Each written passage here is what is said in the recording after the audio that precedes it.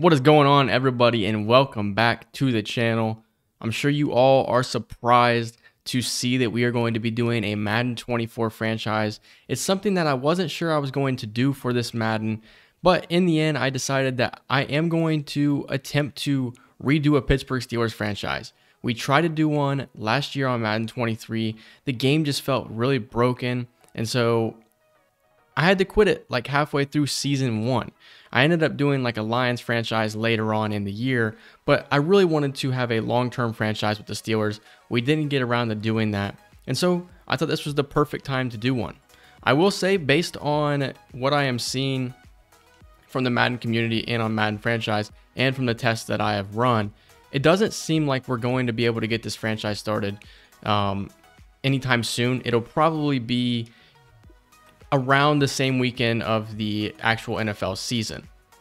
If you guys haven't seen already, there are draft class bugs, you could say, where every drafted player has the same physique. So as your franchise goes on, every single player will end up looking the exact same, whether they're 6'4", 315 pounds, or 5'8", 175 pounds. They all have that same 6 foot, 200 pound physique, and it just ruins the franchise experience. So until Madden puts out a bug fix or a title update that fixes that, we're not going to be starting this franchise.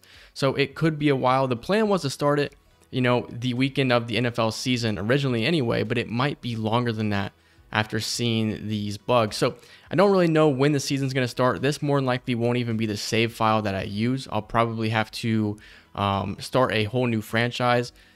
Also, that's probably what I'll do anyway, so that way I have the week 1 rosters. But I wanted to talk about this roster, who is led by Kenny Pickett at quarterback in his second year.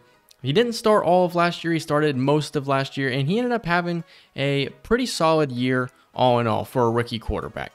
He got put into a system that is kind of iffy, and we have a great defense behind him, so it will make him look better.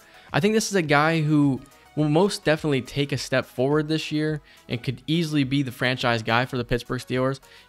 He is the biggest question mark in real life, so I think the challenge of this franchise is, can we develop Kenny Pickett, who has star development, into that elite franchise quarterback that the Pittsburgh Steelers really want?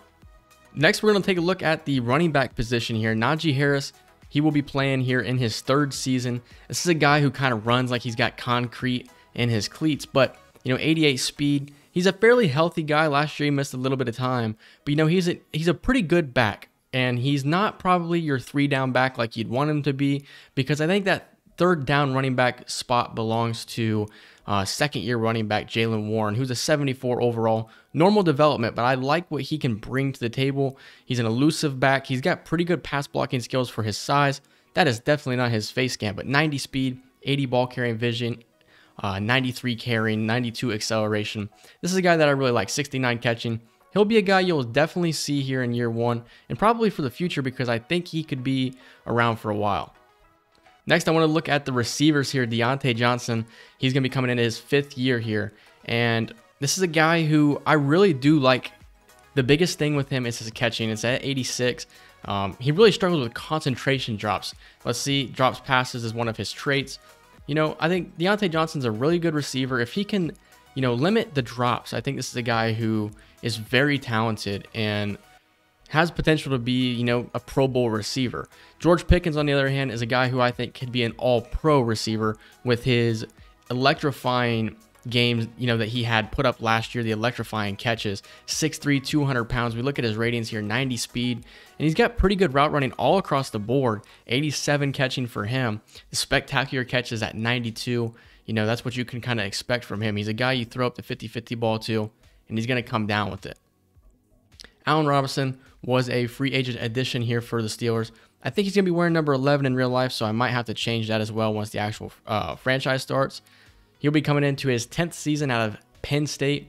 And if you look at it, he's best at short route running, so he'll definitely be our slot receiver to start this franchise. I don't know how long we're going to keep him around, but he will be our slot receiver. And then one last guy I want to take a look at in the receiving core is a guy who, and that is Calvin Austin. 5'9", 162 pounds. This guy's not big. He's coming into his 2nd season, but 95 speed, 96 acceleration. If we can develop some route running on him, he's a guy that could have a lot of, targets in the passing game, potentially even in the running game. And then you got Pat Fryermuth, 85 overall. I don't want to go and look at every single player's player card, but that's kind of what we're doing right now. 6'5", 258 in his 3rd season out of Penn State. I think this is a guy who has a potential to be one of the best tight ends in football, especially after these guys like George Kittle and Travis Kelce retire. I think Pat Fryermuth could be the best tight end in football. 85 overall. He's an electrifying player. Speaking of electrifying player, Darnell Washington, rookie out of Georgia, only a 69 overall, but he's 6'7", 264. And if you look at his ratings here, 62 pass block, and then the run block is at 61. Or no, I'm looking at the wrong thing. His run block is at 67. Okay, so 67 run block, 62 pass block, 84 speed. I mean, this guy's a freak of nature. Definitely excited about him. And then you look at the offensive line. It's got some, some spots where you kind of would like to improve. Dan Moore at right tackle, and then Mason Cole at center. I really am a fan of Mason Cole. Maybe he can develop and become, a better player. Then you have James Daniels at right guard, 80 overall. And then you have Kevin Dotson at left guard, 76 overall with star development. And then you got a free agent addition. I do not know how to say his last name at the moment, so it's Isaac Samalu. I'll have to check on the pronunciation before the actual franchise season starts, but he'll be slotted to start left guard for the Steelers.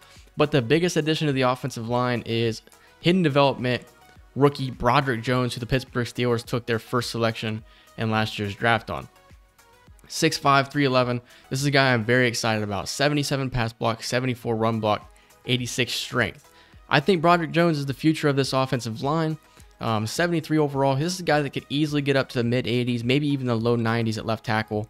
And he rounds out a pretty solid offensive line. An offensive line that is much improved compared to the last couple of seasons.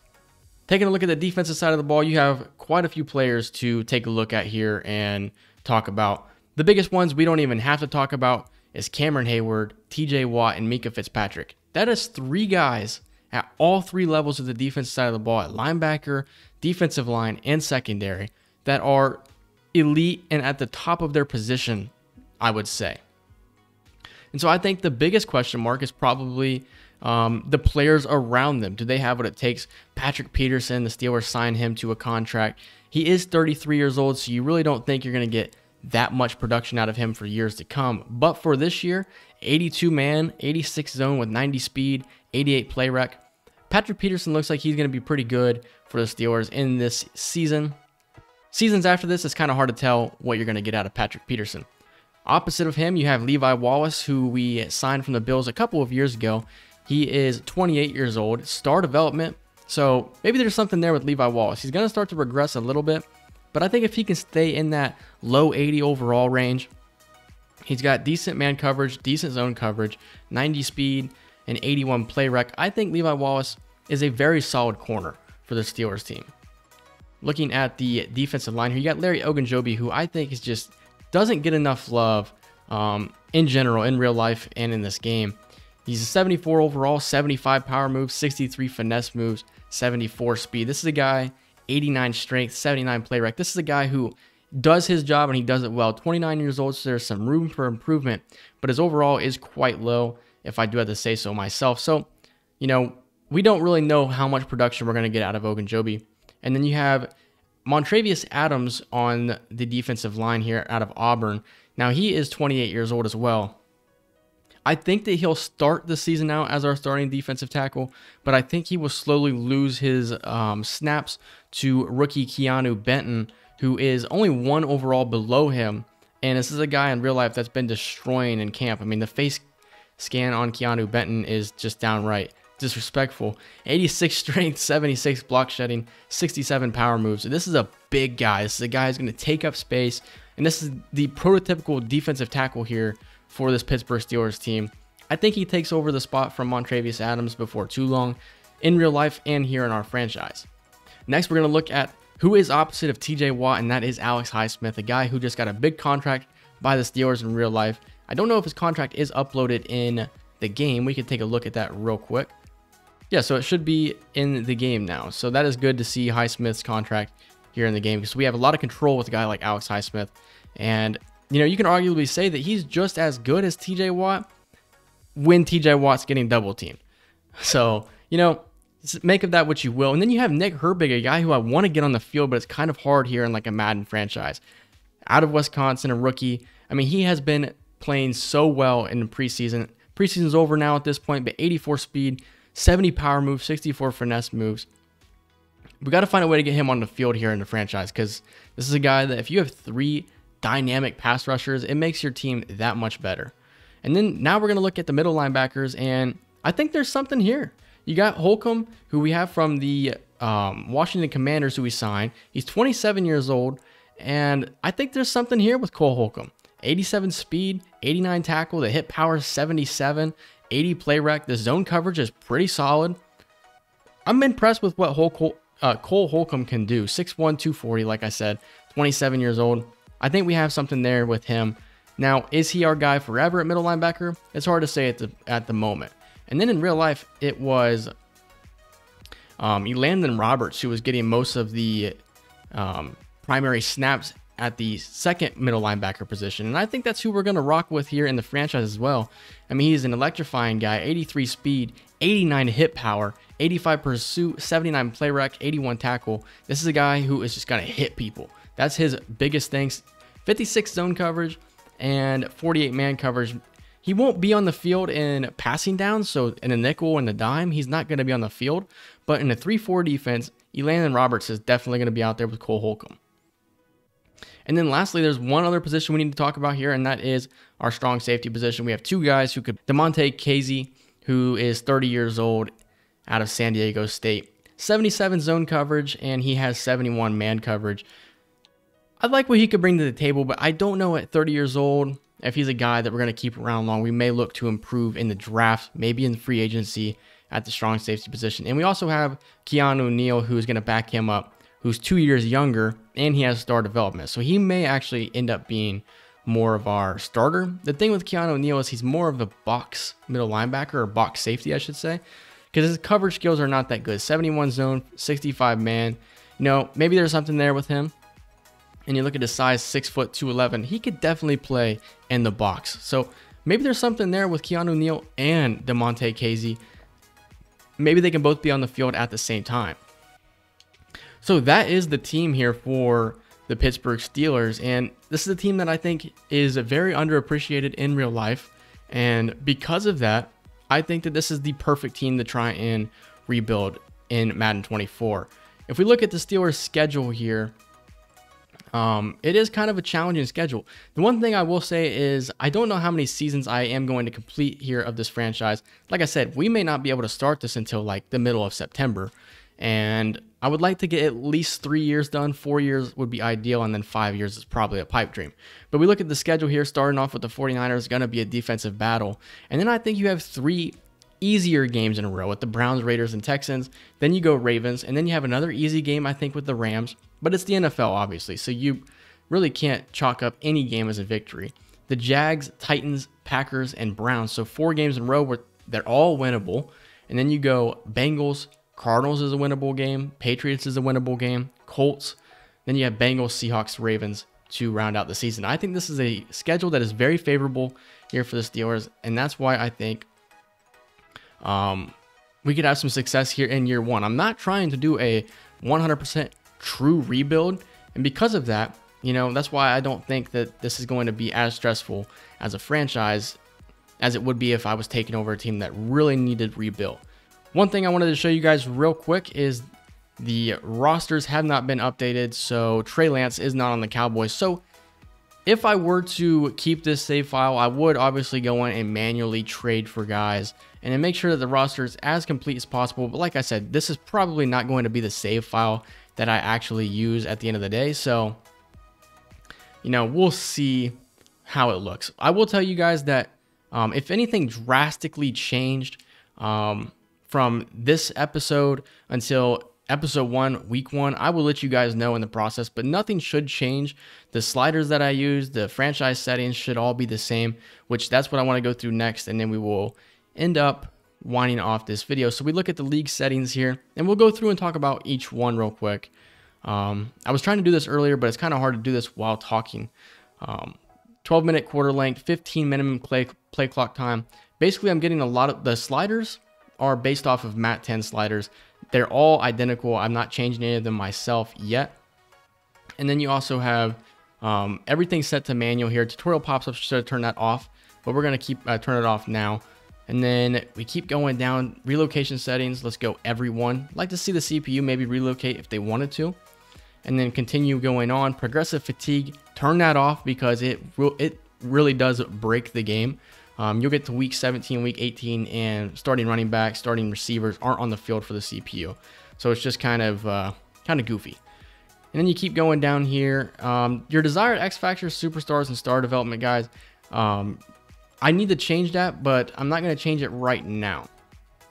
And then continuing to go down here, there is one that you want to definitely turn off, and that is reorder depth chart for the, right here. So I already have it at manual. So the reorder depth chart, it used to not be a slider that you could turn on. It was just always an auto thing. Now you can turn out the manual so the CPU doesn't mess with your depth chart at all. So that's your franchise settings there. And now we'll go into your gameplay sliders. I'll show you how to import these. You'll go to the main menu screen and you'll adjust the sliders there. When you get in franchise, you want to just hit reset. It's just a way to not allow anything to be messed up. And then you hit Y or triangle to import them. And then boom, your sliders are in the game. This will be your injury sliders and your CPU and user sliders. Like I said, this is from Mat 10 100%. I have not adjusted anything myself. And then the penalties. You may wonder, why is intentional grounding off? Intentional grounding is off just due to the fact that it's what makes the game more smooth. And as a matter of fact, one thing I did miss looking at Mat 10 sliders, illegal contact should be off as well. I don't know why it was, but intentional grounding off and illegal contact is off. This isn't really going to impact the penalties that you see in the game. What it does is it helps the sliders work correctly. It helps quarterbacks not throw the ball into coverage and throw more interception. That is the CPU quarterback I'm talking about. And most time in the NFL, intentional grounding doesn't get called that often. They're always throwing the ball to an area where the receiver is near where they're throwing it. So it doesn't really get called that often. And illegal contact is probably a coverage thing as well. I don't know the ins and outs. Mat 10 is an elite sliders testing guy. It's just what he does. And then XP sliders here. This is something that I can go through and turn them all on now and get it to the correct slider spot. But I will say that I will look it up real quick on my phone. And there is a guy on Operation Sports where you can follow his XP sliders. And the only thing that I've tweaked is the offensive regression rate. I have put the halfback up all the way to 200. The rest of the sliders, they are moved up and down slightly. You'll have to look it up on Operation Sports and find the one that you like the most. But I really haven't come up with a set XP slider set yet. So I really don't have anything to show you guys there yet. And if I do show you guys, it'll more than likely be after year one is when I will end up showing you guys that, because I don't want to do a lot of administrative stuff here in this franchise. I want to just play the game and show you the things that are most important and then go from there. One thing we can do real quick is we can go to training camp and we can run one drill with Kenny Pickett. Let's do pass skeleton outmanned with Kenny Pickett and get a look at your franchise quarterback. This is a guy that I'm going to try my hardest, my absolute hardest, to make sure that Kenny Pickett is our guy. And here's your first look at him. These receivers are running slow as dirt. I like this route right here. George Pickens down to the 1 yard line. Good play there. Gonna try and get the touchdown here. Allen Robinson, what kind of route can you run, bud? Off of his hands. All right. I'm assuming we can't step up and scramble, as we missed him again. So I don't even know if we're gonna get gold on this one or anything like that. Be prepared to watch me throw a lot of interceptions in year one. I don't want to. Glad that wasn't picked. We have to get to 10,000 in order to get gold. There is no way that we're going to be able to get to gold. Kenny Pickett, what do you got for me? Lucky Minka didn't intercept that one. So we have completed like what? Maybe 4 passes the entire time. George Pickens gets a little bit of separation there. I just wanted to do this to show you guys the new training camp, as there's Deontay Johnson. As the biggest thing, with these training camps is the multiplier and get that multiplier to go up, as that's a good play out there by Levi Wallace. We have 1 second left. Let's make this one count, as we'll go to Allen Robinson. That's just terrible. I led him the wrong way. We got bronze, not really that good, but I just wanted to show you guys Kenny Pickett real quick. He is our franchise quarterback, and when it comes down to the actual franchise, we will try our hardest to not suck. Well, there you have it. That is going to do it for this intro episode. Like I said, this is a team that I think is meant to compete, and I think we have the defense for it. I think we have the quarterback. I think Kenny Pickett has the chance to be very good and can really lead us to a playoff run here, even in year one. And then you have guys like TJ Watt and Cameron Hayward, who I think are just leaders on the defense. Mika Fitzpatrick in the secondary. So I'm very excited about starting this franchise. Like I said, there is really no timetable on when I'm going to actually be able to start it. So kind of be prepared for the first week of the NFL season, and maybe even as far up as like week 3 of the NFL season. It just depends on if Madden is going to fix the draft class bug. If they never fix it, unfortunately, we're just not going to be able to have a franchise here on the channel. So stay tuned for that. I'm excited to get this franchise underway, and more than likely, we'll have to start a whole new save file. And so that could look a little wonky, but everything will be the same. The rosters will be up to date. The sliders will all be the same. I'm going to be following Mat 10 sliders all the way. And then from there, it's up to you to decide how you want to set up the rest of your settings. If you want to play on 5-minute quarters, you do so. But Mat 10 sliders is the only thing that I can recommend here for franchise mode. So stay tuned, as we're going to kick off the Pittsburgh Steelers franchise within, hopefully, the next month. That's it, everybody. See ya.